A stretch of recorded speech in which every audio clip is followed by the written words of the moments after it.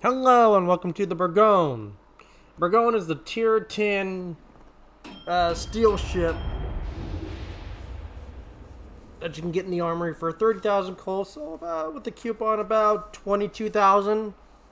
So, this is, basically one of the very many that I'll be featuring of this ship. I love this ship with a passion. Now, I'll be honest, I'm not perfect.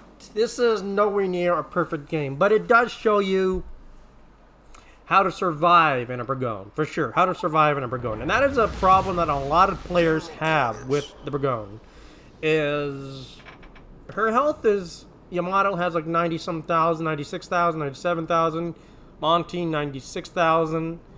There's a huge health difference. So this shows you how to survive in the Bourgogne.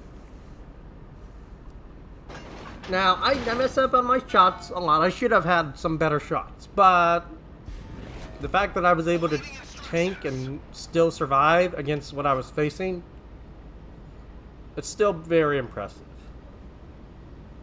Now, right off the bat, I've teamed up with two Bonk Z guys. So, kudos to them for divvying up with me. We had some pretty fun games when we were doing this.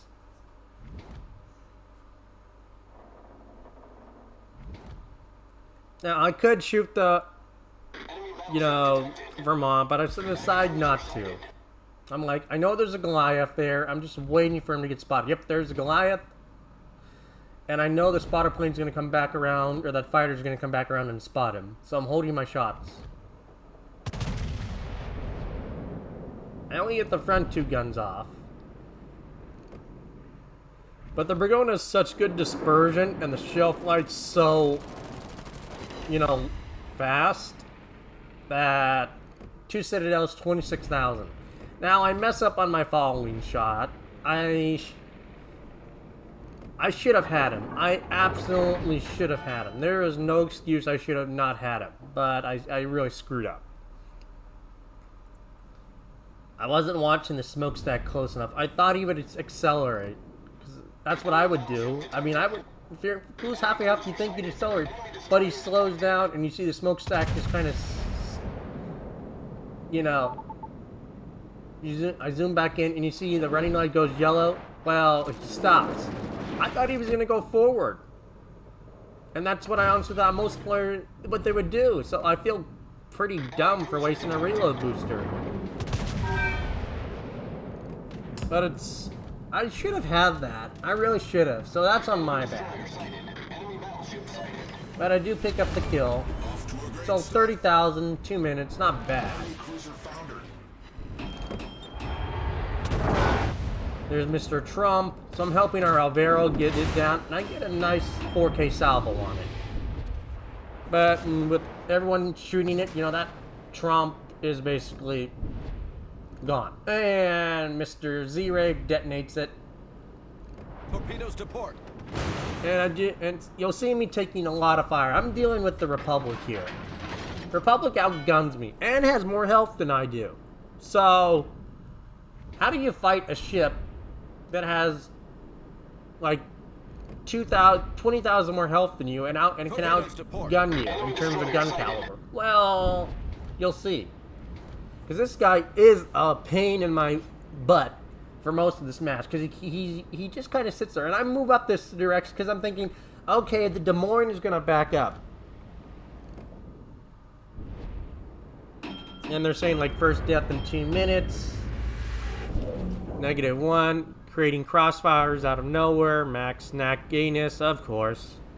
Everyone wants to blame the carrier.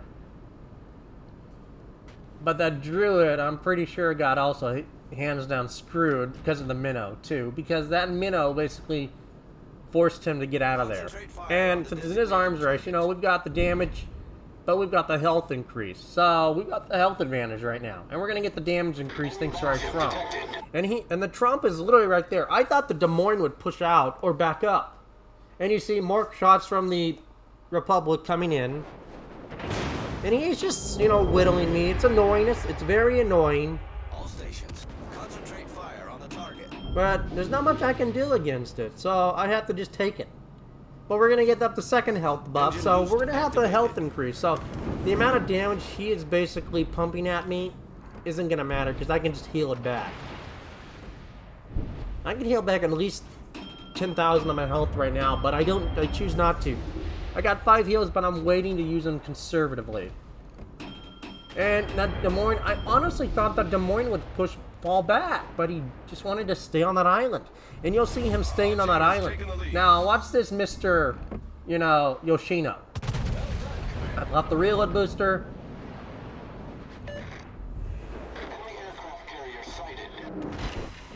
23,000. And I have the follow-up shots, but Vermont just deletes it. That's the second time, I've used the reload booster. And you would have seen that if those ships had actually gone straight, those would have been 2 kills for me. 2 kills. And so it's a little frustrating. Because I was kind of, I'll accept blame on the, the Goliath, but I really should have had the Yoshino. That's just kind of annoying. But you do see how the Bourgogne just punishes those kind of mistakes. If you show a broadside against a Bourgogne like that, you will get punished. There's no doubt. Republic picks up our trump. Now, F4E, they're pretty good players. They're pretty good.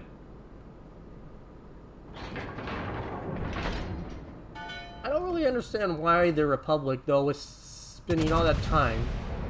And I'm pushing in very deep, trying to get some broadside shots.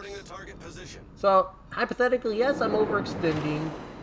And you do see that the gun caliber does affect you in a bit. And again, that Republic is still taking pot shots at me.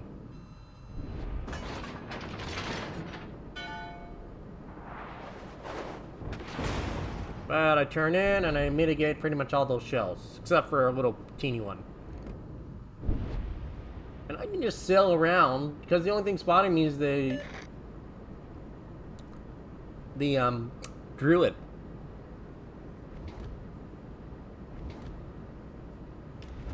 And, the Bourgogne has, decent AA to help at least defend you a little bit.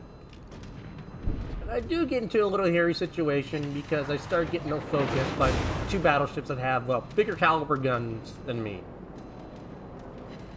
But I'm in a good position because the Republic goes behind the island, and the Vermont, by the time he tries to shoot me, he can't do much.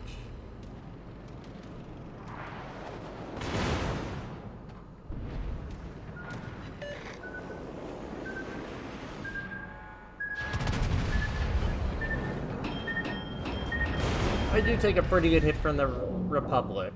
Or not the Republic, but their Vermont. As you can see, F4E, they're pretty good. Why he's angling enough just to bounce my shells, which is annoying. But I am still slowly chunking him for damage too. So 12,000 on him. Every bit of damage helps, right? Up to 80,000. Not bad. Again, it should be at least almost 100,000. And they are really salty. Because as long as the CV doesn't get it, all I give blank about, it's, yeah. But now I have the health advantage on this. Well, I mean, we're kind of, now, yeah, I do have the health advantage on this Republic now. And I have my Hindenburg for support. So, the Republic's finally overextended. And right there, 12,000. You just have to know how to aim with the Bourgogne. Because you can still punish a lot of ships in the Bourgogne if they're angled like this. You just gotta know where to hit. And I love this ship. This is probably the, if you're not good in cruisers, but you want a steel battleship, Bourgogne should be the best ship you should pick up. If you're good in cruisers, not so good in battleships, I would still recommend the Bourgogne because this ship is amazing. But you can't go wrong with this ship. The ship is amazing and such a good ship. And I do pick up the Republic, and we pick up General Offensive. Destroyed. So 98,000, not bad. And Harkuyer picks up our Hindenburg, unfortunate. So it's literally just the Sherman and the CV left. Engine boost activated.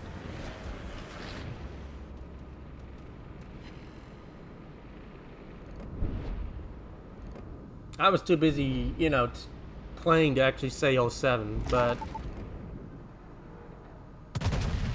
if that CV had kept going straight, the Bourgogne shells would have citadelled, but he turned out. As you can see on the indicator, he is turning out, so...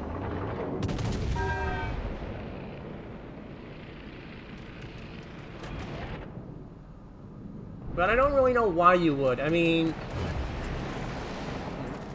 It's not like it's... Unless you're going for, like, the high caliber medal, sure... But it's like, why prolong the match any further? I mean, it's 2 against... What is that, 8? So it's like, why would you want to keep playing? Why would you keep going? Solved, I mean, sir. there's really no point. All stations, concentrate fire on the target.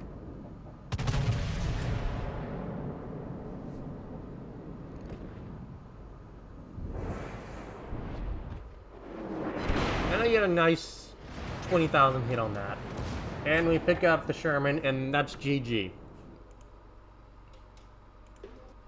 Game's over in less than a minute. Yeah, I just hope to get some damage on the midway.